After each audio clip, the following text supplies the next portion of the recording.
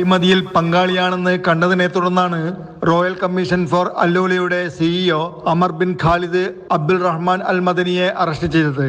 ഇയാളുടെ ഉടമസ്ഥതയിലുള്ള national talent കമ്പനിക്കായി കിങ് അബ്ദുള്ള സിറ്റിയിലെ ആറ്റോമിക് ആൻഡ് റിന്യൂവബിൾ എനർജിയിൽ നിന്നും ആനുകൂല്യങ്ങൾക്കായി നിയമവിരുദ്ധമായി കരാർ നേടിയതാണ് കേസിനിടയാക്കിയത്. 206.6 ദശലക്ഷം സൗദി റിയാൽ മൂല്യമുള്ളതായിരുന്നു കരാർ. അഴിമതി വിരുദ്ധ മേൽനോട്ട അതോറിറ്റി ഔദ്യോഗിക വൃത്തങ്ങളാണ് അറസ്റ്റ് വിവരം അറിയിച്ചത്. അധികാര ദുർവിനിയോഗം, കള്ളപ്പണം വെളുപ്പിക്കൽ എന്നിവയാണ് ചുമത്തിയ കേസുകൾ.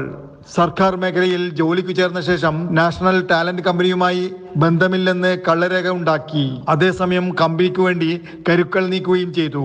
ഇതുവഴി കമ്പനിക്ക് 1.3 ദശലക്ഷം റിയാൽ മൂല്യമുള്ള പ്രൊജക്ടുകൾ അഴിമതിയിലൂടെ നേടിക്കൊടുത്തു.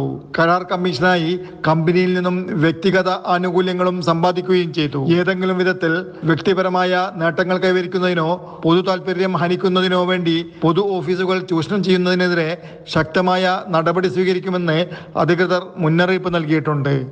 Jafar Ali, Palakkode, Mathrubhumi news, Jeddah.